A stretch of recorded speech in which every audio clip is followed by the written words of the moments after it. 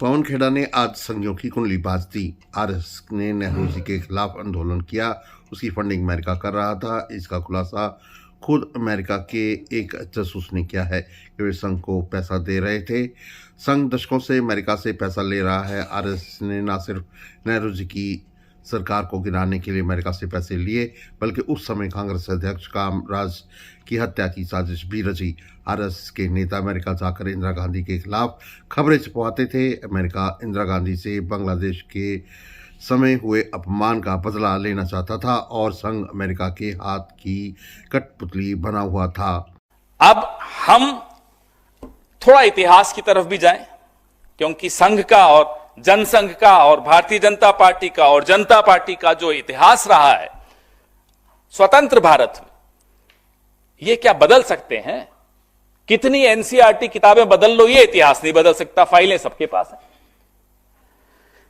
इंदिरा जी जब प्रधानमंत्री थी, अमेरिका ने जयप्रकाश जी के लिए 74 में जो तारीफ की थी, पूरे आंदोलन की अमेरिका तारीफ करता था। क्यों?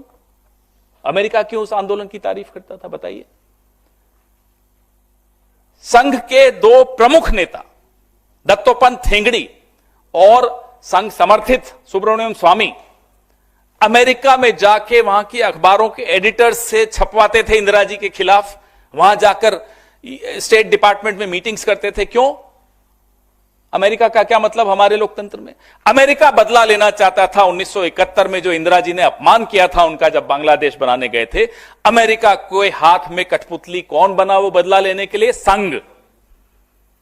उससे भी पहले चलिए, जब नेहरू जी के खिलाफ गाय बचाओ वालों का आंदोलन हुआ, उस आंदोलन की फंडिंग अमेरिका कर रहा था। मैं नहीं बोल रहा, अमेरिका का एक जासूस ने खुद लिखा कि हम संघ को पैसे देते थे।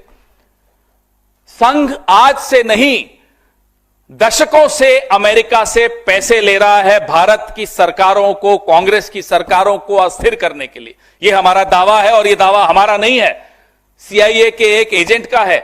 जब वो सीआईए से निकला, बच के भागा, उसने किताब लिखी, मैं आपको एनेक्सर्स दे रहा हूं, उसमें उसने स्पष्ट लिखा कि कैसे आरएसएस कठपुतली के तौर पे, और उस वक्त आरएसएस प्रमुख कौन थे? गोलवालकर। गोलवालकर प्रमुख थे।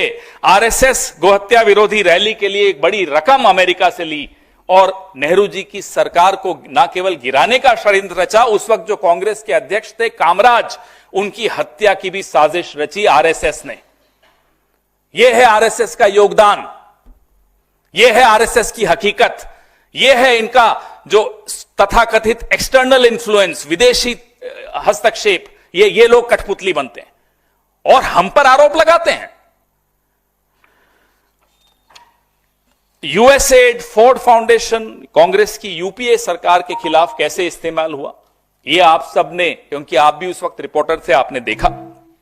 अन्ना हजारे, अरविंद केजरीवाल का आईएससी आंदोलन क्या था, उसमें विवेकानंद फाउंडेशन, इंडिया फाउंडेशन का क्या रोल था, वो आपके सामने है। जब अन्ना हजारे यहां आंदोलन कर रहे थे, अनशन पर बैठे थे, तो लोगों के लिए जो वॉलेंटियर्स आए, उनको खाना खिलाते थे, वो संघ ने नहीं भेजे थे क्या?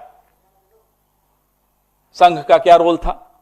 तो हम पर आरोप जब लगाओ, एक उंगली अगर हमारी तरफ करोगे तो 4 उंगलियां आपकी तरफ हैं, और हम अब चुप नहीं बैठेंगे। सच अब चुप नहीं बैठेगा, सच ऊंची आवाज में बोलेगा।